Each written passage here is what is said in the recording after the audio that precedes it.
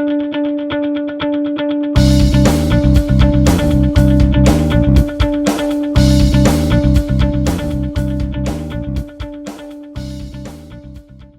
Tari Pua punya cadangan yang keluar dalam surat khabar Cina, banyak keluar surat khabar Cina, menyatakan bahawa hasrat DAP kalau Pakatan Rakyat pemerintah, dia akan kurangkan setengah daripada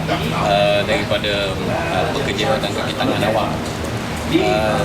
Dan ini dia kata dengan dilakukan dengan yang setengah tu yang dibuang, yang dua kali buang, dan disuruh duduk rumah dia dengan setengah gaji. Jadi dia punya hujah dikatakan bahawa kerana kerajaan Malaysia ni, di Malaysia kaki tangan awam dan kaki tangan kerajaan 1.3 juta, iaitu terlalu besar bandingkan dengan negara-negara lain.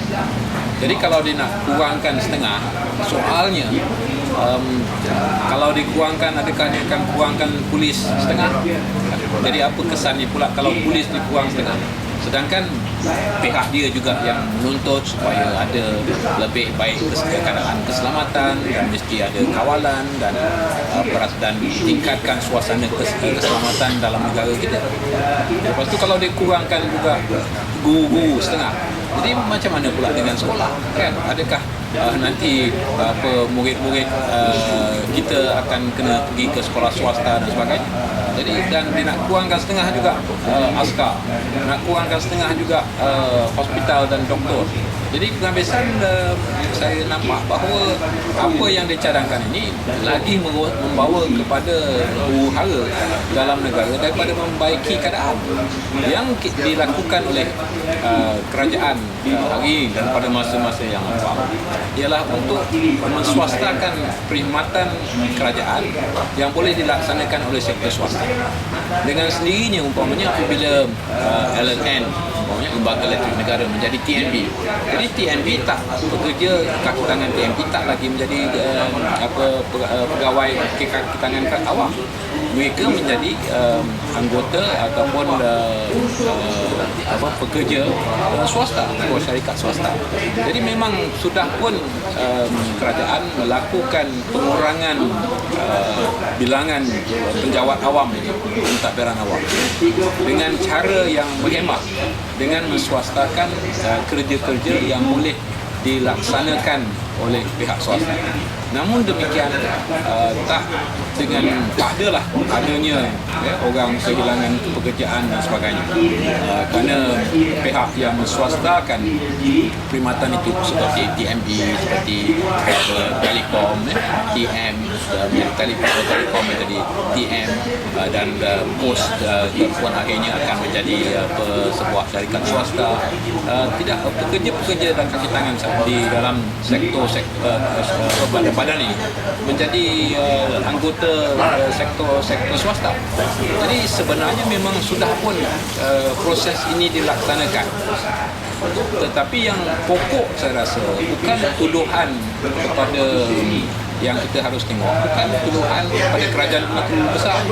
Harus kita lihat kepada bagaimana perkhidmatan awam di Malaysia ini memberi perkhidmatan yang begitu meluas dan lebih mendalam daripada kalau dibandingkan di Indonesia, di Vietnam, di Singapura.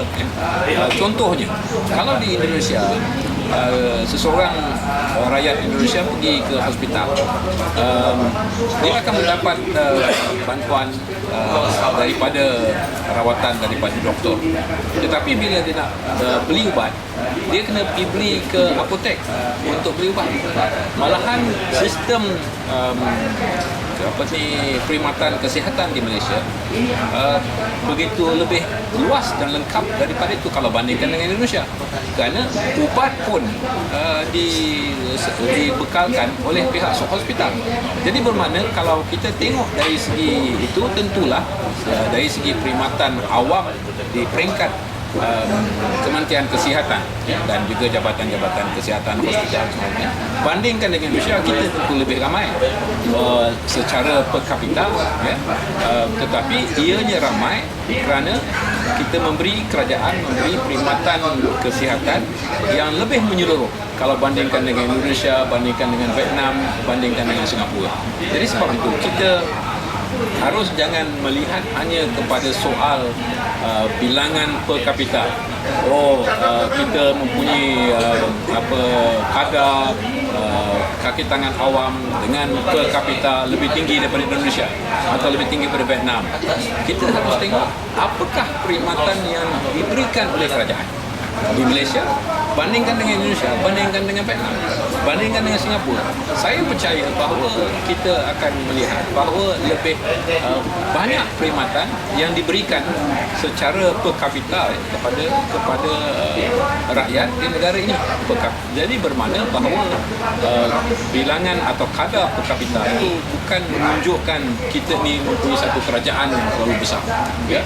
Yang mustahak ialah mutu perkhidmatan yang harus kita tingkatkan, dan sambil itu juga harus kita memberi peluang kepada rakyat untuk mempunyai pilihan. Maknanya ada pilihan untuknya, kalau dari segi hospital boleh pergi hospital swasta, boleh pergi hospital kerajaan. Kalau sekolah boleh pergi sekolah swasta, boleh pergi ke sekolah kerajaan. Dan secara begitu kita boleh melihat bahawa perkhidmatan yang diberikan oleh kerajaan lebih baik berbanding dengan di negara-negara jiran, ya. Itu yang mustahil. Tapi kalau kita tengok, kalau Tony Puan mencadangkan macam tu, dia nak berhentikan separuh daripada kegiatan kerajaan, maknanya kita punya numbering of pengangguran akan terus meningkat, akan menjadi lagi besar. Itu yang dia nak mengelak sikit. Dia kata dia bagi setengah gaji, kan? Dia nak mengelak gitu. Setengah gaji pun dia tak cukup untuk nak menampung taraf kehidupan. Betul. Jadi inilah yang menjadi satu masalah. Pasal walaupun Pakatan Rakyat ni namanya pakatan, ni ada pakatan di antara tiga parti komponennya, parti komponen yang berbeza, dan sambil dia berbeza tetapi dia punya ideologi pun berbeza. Saya tak fikir bahawa PAS akan setuju kepada ni. Kepada PAS tentu tidak akan setuju kepada cadangan DAP, ya, untuk nak potong setengah daripada kaki tangan awam. Saya rasa itu satu tindakan yang drastik dan memang tak menasabah, ya. Dan ini saya rasa hanya nak menjadikan sebagai satu isu politik, ya, dengan kononnya kerajaan ini sebuah kerajaan Melayu. Jadi tak apalah cakap pada orang Cina, ya.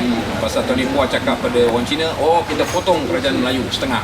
Ini yang menjadi bahaya dari segi politik, di mana pendekatan dia konon katakan ini bukan pendekatan yang resis. Sebenarnya inilah pendekatan yang resis, iaitu sengaja berselindung di bawah kononnya di atas isu ekonomi. Tetapi kalau dari segi sudut isu ekonomi pun tak betul. Itu yang sebab bahayanya Pakatan Rakyat, bahawa bila DAP bercakap kepada orang masyarakat Tiongkok, masyarakat Cina Malaysia, dia bercakap memainkan sentimen, ya, yang resis. Dan bila PAS pula sebagai kesepakatan dengan DAP, dia tak cakap, dia kata patutnya dia menentang dan sebagainya, tapi dia berelak berdolak dalik, ya. Jadi ini kepuraan yang saya nampak dalam Pakatan Rakyat. Walaupun namanya pakatan, tapi saya tak nampak ada kata sepakat di kalangan mereka. Tambah lagi dengan parti dengan ideologi yang berbeza-beza. Sehingga kan kalau saya ikut perbahasan mereka dalam parlimen, kita boleh jadi pening dan kita boleh jadi bercelaru, kerana apa yang dituntutkan kadang-kadang dari segi ideologinya bertentangan, ya. Jadi kita pun tak tahu apa sebenarnya yang ada. Dan kecuali lah hari ini bila kita dengar yang Tony Puan mengatakan dia akan potong, DAP akan potong setengah daripada jabatan kerajaan, kaki tangan awam, nak mengecilkan terus. Dan ambil pula contoh daripada satu keadaan yang jauh berbeza daripada kita, ya, di negara China dulu yang bila beralih daripada komunis menjadi kapitalis, kan. Jadi sebab itu yang bahayanya kepada PAS lah, saya rasa, yang menyokong, ya, dia kalau tak setuju pun dia tak cakap, dan dia tak membantu untuk mententeram ataupun mengimbangkan. Dia tak mengimbang pun langsung rakan dia. Patutnya dia kena mengimbangkan rakan dia dalam Pakatan Rakyat, tetapi dia tak buat peranan itu. Secara tidak langsung sebenarnya bila isu ni komen penipuan ni jelas menunjukkan memang DAP ni memang mengamalkan resis. Dia ialah yang saya perhatikan, tuntutan dia ataupun kenyataan dia seolah-olah berasaskan kepada teori ekonomi, strategi ekonomi, tetapi yang tersirat ialah bahawa dia takkan cakap benda ni kepada halayak kalangan awam. Dia takkan cakap benda ni kepada PAS. Dia buat sendiri. Dia cakap cakap depan-depan dengan masyarakat Cina, yang dia berdepan dengan masyarakat Cina. Ini dia cakap nak mengapikan keadaan. Kononnya kerajaan Barisan Nasional, kerajaan yang ada hari ini ialah satu kerajaan Melayu, maka kalau potong setengah pun tak jadi masalah. Jadi bermakna saya rasa cuba dia bercakap di kalangan kepada QPAX kepada PAS kan, kepada pemimpin PAS. Sedangkan dengan dia sudah pun DAP sudah menjadi tulang belakang di negeri Selangor dan juga di Pulau Pinang. Kalau dia nak potong, dia betul-betul nak laksanakan cadangan itu, buatlah dulu di Selangor, kuang-kuang di pihak berkuasa tempatan, iaitu peringkat kerajaan yang ketiga, yang bawah tu. Potong kerajaan, kaki tangan awam, pihak berkuasa tempatan, potong setengah di Selangor. Di Penang pun potong setengah. Tengok apa jadi, kan? Patutnya dia cakap begitu, dia buat begitu. Tapi ni dia cakap secara konon nak naikkan semangat. Ni sentimen lah. Kononnya akulah yang DAP lah yang begitu berminat untuk menyelesaikan masalah ekonomi. Masalah ekonominya ialah kononnya kita ni mempunyai kerajaan yang besar, terlalu besar. Jadi kalau itu dah jadikan masalah yang dianggapkan sebagai masalah, jadi ubat dia tentulah menjadi satu yang drastik, ya. Tetapi itu bukan masalah. Saya rasa itu bukan masalah. Kerana macam saya bagi contoh, kalau potong guru setengah, apa nak jadi pada anak-anak kita? Ya, potong polis setengah, apa nak jadi kepada keselamatan negara? Potong askar setengah, maknanya apa? Ini nak mendedahkan negara kita kepada masalah-masalah yang lain. Jadi sebab tu dia punya pendekatan, dia rekakan sesuatu masalah, dan dia menyampaikan masalah itu dari segi kononnya, dari segi pendekatan yang berasaskan kepada ekonomi, asaskan kepada rasional. Tetapi sebenarnya ini akan menimbulkan huru-hara, ini akan menyusahkan rakyat, dan sebenarnya akan lagi menghuru-harakan keadaan dalam negara ini.